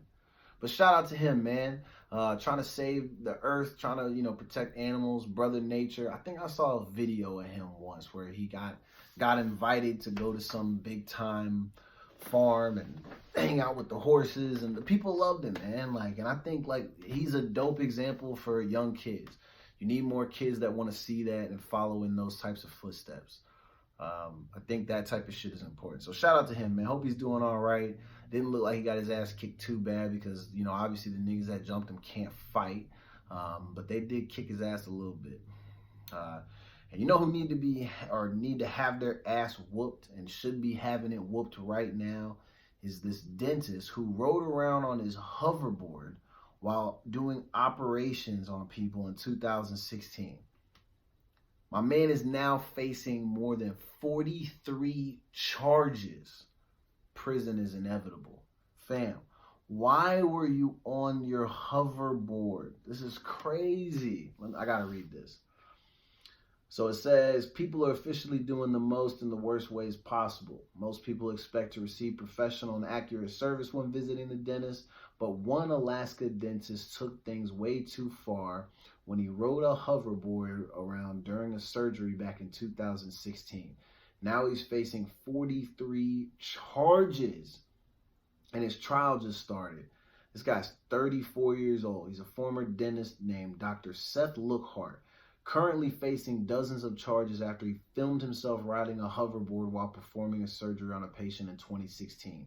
Lookhart, who has since had his dental license suspended, committed several crimes according to prosecutors that go well beyond his hoverboard antics, including sedating clients using costly, unnecessary IVs instead of using local anesthesia. This faulty procedure allowed him to engage in a scheme to cut out his partners by billing Medicaid under a different provider ID and sending the money directly to his home. Oh my God, my nigga's a scammer. That's how he had a hoverboard. Lookhart's other charges stem from his alleged involvement in stealing approximately $250,000 from his dental partners and being paid by Medicaid approximately $1.8 million for IV sedation services due to his fraudulent business practices. Lookhart has pled not guilty, or he's been pleading not guilty to all 43 of his charges. If convicted, he faces up to 10 years in prison and a fine of up to $100,000 and restitution to those he defrauded. Fuck. So it wasn't like it was just for the hoverboard, which I wish just for the hoverboard they'd have been like, we're bringing you up on 50 charges. And all 50 of them are literally just for you being a fucking idiot. I think that would have been fitting. But damn, my man's cooking the books, getting 1.8 million. And now look at you. Look at you. Look at you and look at you. Man, he's definitely going to be doing some time behind that. Obviously, they said it, you know, could be up to 10 years. But crazy shit, man. People really do anything they can to attract attention to themselves. Half the time, they're not realizing that the shit they're doing is damn illegal. And when you bring that type of heat on yourself, then people are going to notice it. And then you're going to end up getting fried for it. There's no point in doing that shit. Straight bozos, for real. Crazy. 43 charges, though, man. That's unreal. And he literally is riding on a hoverboard during a surgery. Why would you do that? What happens if you slip and fall? You slip and fall while you got some tools in the person's mouth, and that has to hurt your back. Standing up straight on a hoverboard, but then you have to lean over and try to keep your core tight so you can maintain balance and not fall over. And how big is that room that you want to ride around the hoverboard? Like, it's 2 steps to the left or the right. Like, that's it. It's a small area, bro. Like, you didn't even need that shit. But, no offense, but some white folks just be doing the most, and some black folks do too. But this guy was white, so I wanted to say that, because how cocky can you get?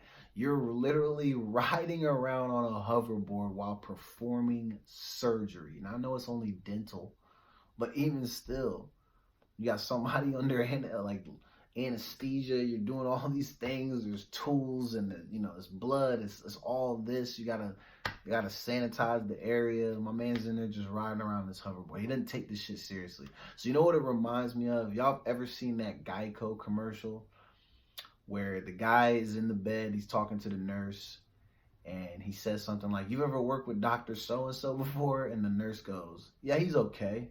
And then you hear my man come in and he goes, "Guess who just got reinstated?" Well, not officially. It reminds me of that shit. That's what that guy was doing. Just wilding. Why is he on a hoverboard? I'll never understand that. Why people get obsessed with things like that. And then you want to document it and put it on your Instagram. You know how stupid you are? God, imagine if he would have fell while operating inside of her mouth, or the patient's mouth. I don't know if it was a female. But this shit is crazy. All right, what's the best gift you guys are giving out this year? And what gifts are you getting me if you are getting me a gift? And I'll tell you like this. If you want to get me a gift, I want it to be a gift card to my favorite restaurant. So just reach out to me, ask me what my favorite restaurant is, and then get me a $50 or $60, maybe $75 gift card to that establishment. And yes, you're probably thinking that's a lot of money, but listen, man, I'm going to use that over the first 3 months of the year. So you're doing me a favor. You're helping feed the hungry, because I'm always hungry, all right? That's why I stay in a state of fatness, because I got to eat a lot. Someone's asking me how my show is going. I'm like, it's maybe going well. I don't fucking know. I can't hear it. I just hear myself talking, but I don't hear the laughs. But I think people are laughing because they're texting me saying that this shit is funny. I don't even remember talking about half the stuff you guys are talking to me about. Are you sure you're not just watching Tuesday's show? Someone's replying to that. No, they're listening to it now. Okay. Well, I guess the shit is funny now, so we're lit right now. But anyway, man, it's 8:30. We're through the first hour and a half. Well, it's 8:35.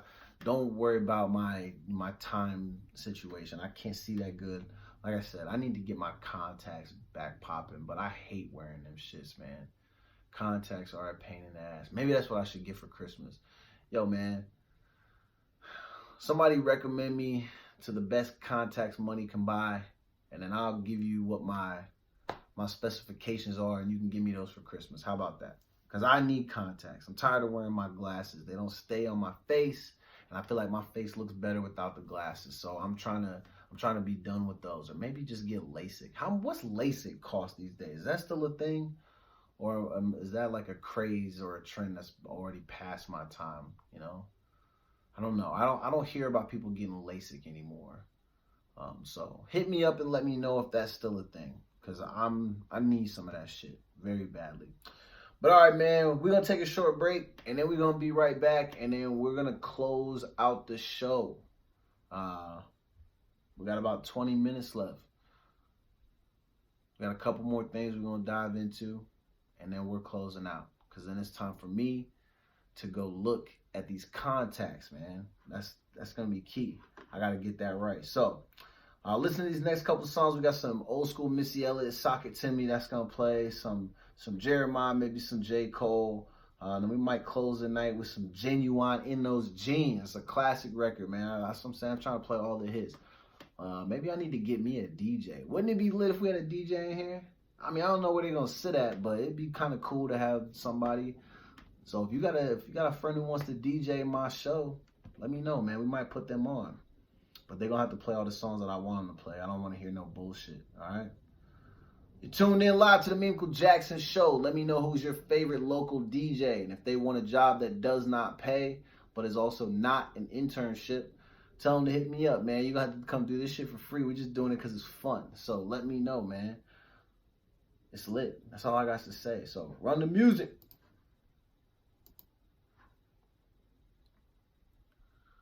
Sorry, I'm getting easily distracted because people are hitting me up about these Christmas gifts. Fam, I was just kidding. I don't really want y'all to send me anything, because I know how that goes. If y'all send me something, then later down the line, you're going to try to hold that shit over my head. And I'm not here for all of that. So, nah, don't send me no gifts, man. I was just playing. What I want for Christmas, I want you guys to enjoy your time with your family. I want you to go into the new year, achieve all the goals that you set for yourself, treat people right, be good to strangers. Maybe, spend some time figuring out how you can help the fight against homelessness and, or help Flint get water. I want you guys to do shit like that. Don't send me no money. Don't send me no gifts. Like, I'm good. I appreciate it, though. I love y'all, but don't do that. You can allocate those funds towards to somebody else who actually needs it. Donate. There's going to be a lot of kids who don't get Christmas this year. Give that money to them. There might be kids that your kids go to school with. If you got extra funds, which is not likely that a lot of parents do, since Christmas has become such an expensive time of year for most people. But if you do have extra funds, don't give it to no adult. Help out some of the kids that attend school with the kids that you currently have, because a lot of those kids are not getting a good Christmas this year. And also, someone brought this up to me yesterday. They were saying how there are some schools, and maybe it's just specific teachers' classrooms, I don't know, but they ask that parents limit the amount of gifts that supposedly come from Santa, because kids tend to go back to school and brag about the gifts they got from Santa. And I guess it tends to make some other kids feel like Santa doesn't want them, which I can see that. Now, I know a lot of parents would look at it as like, well, what do you want me to do? Like, I work hard and I want my kid to have all these things. No, I totally get that. And so I would never be saying that you should not get your kid a ton of gifts. That's not what I'm saying. But I think because in the long run, you're going to end up having to explain to your kid that Santa isn't real to begin with, why not give one big gift from Santa, and then all the rest of the items that you purchase for your kids, have them just be from you. You're their hero anyway, as their parent in most cases. Just let all the gifts be from you. That ain't no big deal.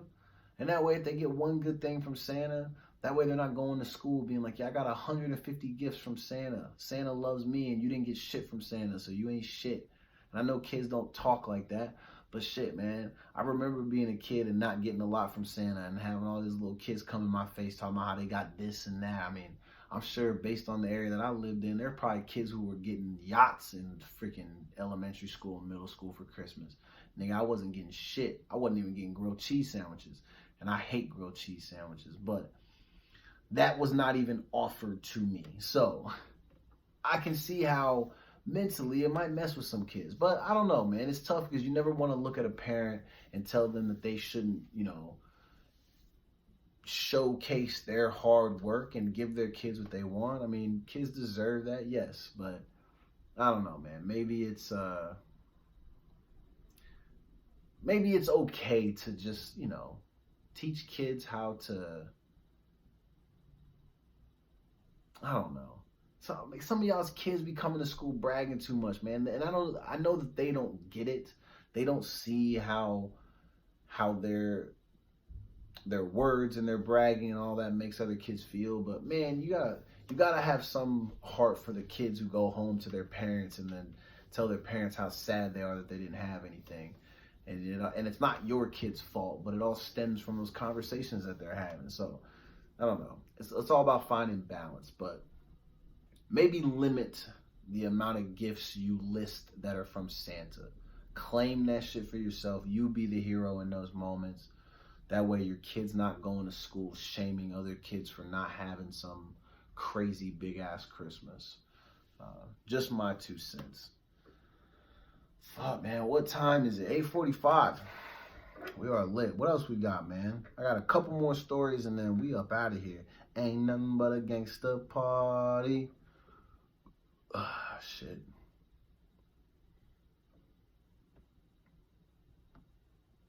Fuck, man. I think that actually was everything that I had.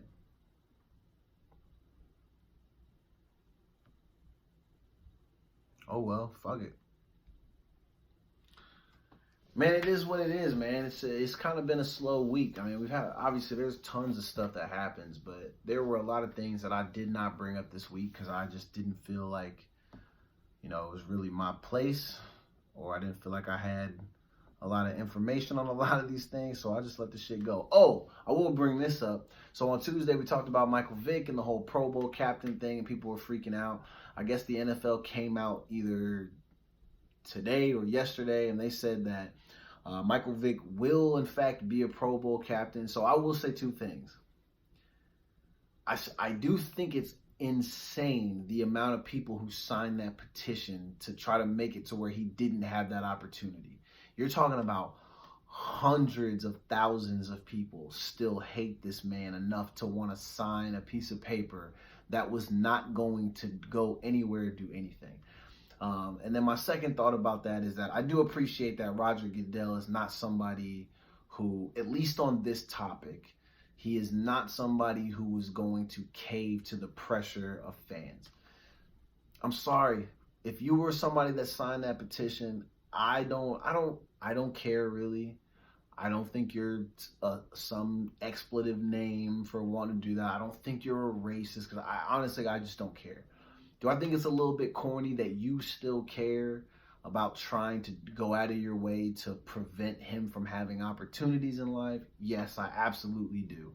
I understand you feel some type of way about the dog thing, but to me, it's a little bit corny, played, and outdated that you would still care enough to want to try to sign a piece of paper. Well, in this case, it was probably on the internet, so you probably just, clicked your initials or some shit like that and put them in a box and then hit submit. But it's corny as hell that you guys really went out of your way to prevent him from having an opportunity that literally means nothing and doesn't even matter. It's a Pro Bowl. It's a game that no one's watching.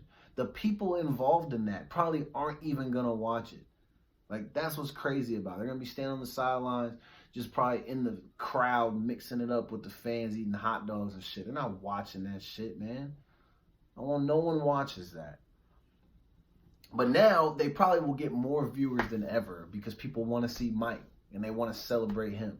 I think that is probably what will happen. This might be the year that the Pro Bowl makes a comeback just for all of this crazy shit that's been going on. But again, if you guys sign that petition, I think good for you, I guess. You're a part of a small group, but a very large, small group of people who still want him to suffer. But I get it. You feel some type of way about what he did. Your love for animals, it exceeds your love for second chances, maybe. I don't know. It's just weird. It's weird that y'all are still upset about it, but I get it a little bit, I guess. Let's get back into the show, man. Hey, yo, we back, man. Let me cut the music off, man. We only got a few more minutes anyway. So I was just talking reckless, of course. Because on Tuesday we talked about the Michael Vick thing. So I had a couple of quick thoughts around that. I just wanted to say a couple things that I thought it was interesting to me, the amount of people who signed that petition. You're talking about hundreds of thousands of people wanted to prevent him from getting. It's an opportunity, and I think it's something that you can feel some, it's cool that they want to honor him and have him be an honorary captain, like a Pro Bowl captain, but it's literally for the most meaningless event that the NFL has, and one of the top 5 most meaningless events in America. That's how little the Pro Bowl means. And it's crazy that hundreds of thousands of people wanted to prevent him from having that opportunity, even though all of those people already weren't planning to watch that game. People are not watching it. I don't think that everybody who signed it automatically is a racist. I saw that narrative floating around all week where they're like, well, if you still hate Michael Vick, that means you're a racist. I don't know if it's that. I think some people just really, really love animals, and it's hard to look past, something that was made to be that big of a deal. Not saying that it isn't a big deal. I'm just saying the way it was drawn out of the media based on his celebrity status, you're like, oh, I hate this guy. And you never hear anyone else say the names of the people who were listed on those documents with him. And it's obviously because you guys don't know him. And that's how I know you didn't follow the case that closely. Because if you did, you would put, I hate Michael Vick and so-and-so and so-and-so and so-and-so, because they all participated in this. They all willingly participated in this to some degree. Now, like I said, again, it's crazy that so many people signed it. More power to you guys. I hope you feel some sort of satisfaction, but I also hope that you realize that after all of this time, still stressing about opportunities that Michael Vick is getting from the NFL is so dumb. He don't even play in the league anymore, fam. That is what is crazy. Absolute madness. It really is not that big of a deal. We shouldn't spend so much time caring about a person who's already done time, served time in multiple capacities. And what I mean by that is, lost a job because of it, went to prison because of it. He came back and he got his job back because his skills allowed him to do so. I think it's a little bit ridiculous that people think that even after serving the time, paying the fines, doing all this stuff, that you really were still so mad that the NFL was giving him another opportunity. His skills allowed him to have that. Like, it really isn't that serious. And now we're like 5 or 6 years after he's been retired from the NFL. Like, what is the point of still wanting to keep him down or like crush him? Who cares? There's so many other people doing so many horrible things. And I'm not dismissing the fact. I'm just wondering why it is so important to people. It's an honest question. I want you to ask yourself, why is it so important that Michael Vick still take L's to some of you? Why is that? But you have other people who are deserving of plenty of L's. And I don't see you riding as hard for these people to take those same type of L's. That's all. I'm not saying you're wrong. I just genuinely want to know. If you are somebody who does not like Michael Vick and you do not want him to have these opportunities, I want you to if you are okay sharing, I would like you to reach out to me. I want us to have an honest conversation, and I want to give you the space to explain to me why you feel he should not be afforded opportunities even after all of this time. And I would like it to be an actual conversation. Don't come at me with, he's this expletive and he's that and he's trash and I want him to die and da da da. Like, nah, I don't want to hear all that. I want to hear an actual reason why at this point, 2019, even after everything that he's done, all the steps that he's taken, even how he's become an advocate to some degree, even after all that, what about the situation still gets you so fired up that you're going out of your way to make sure that he takes another L? but not doing the same thing for so many other things that we have going on in our world. Just let me know, man. So, it's Thursday, December 12th. Man, I appreciate you guys. We had a couple of good shows this week. We're going to have a couple of good ones next week. Again, I'm hoping to secure a couple more interviews in the coming weeks. If maybe not next week, hopefully the week after. I want to try to at least get one interview done before we go into actual holidays, because during that time, people are with their families and all that type of stuff. So we're going to have to wait. If we don't get one before Christmas, then we're going to have to wait until after New Year's to get one. But hopefully, starting in 2020, I'm going to hopefully have 2 interviews a month with different people. There's a lot of talented people around the Seattle area, and even other areas. We might even have some people just call in and, get on the show and tell us what they're doing, promo their movies, their shows, their music, their sports teams, whatever they're a part of. We want people to do that. So if you know somebody that you think is dope, up and coming, or somebody who's already established, and you think that they would be awesome to have on this show, reach out to me. I want to connect with all kinds of people. I don't care what they do. Doctors, lawyers, musicians, trainers. If you have law enforcement officers, politicians, anybody that wants to come on this thing, I will have any and everybody on this show. You let me know time and place, and we'll set up an interview. So, thank you for tuning in, man. This has been a fun week. This is the Meanquel Jackson Show. I am your host, Meanquel Jackson.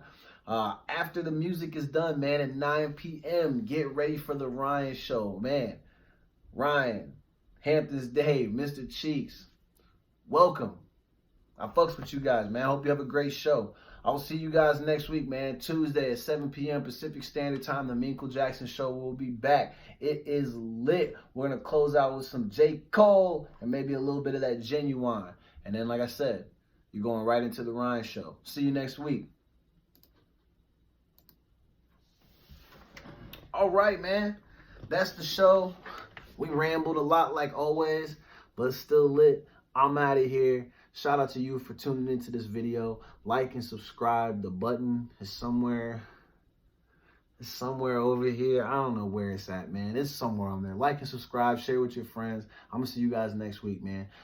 Tune in to tracktalkradio.com, because if you go there on Thursday nights at 9 p.m., you'll get to listen to the Ryan Show. So right after I go off the air live, they come on the air live, pause, and then they'll have their podcast. It's super dope, man. Check them out. We out, man. I'll see y'all next week.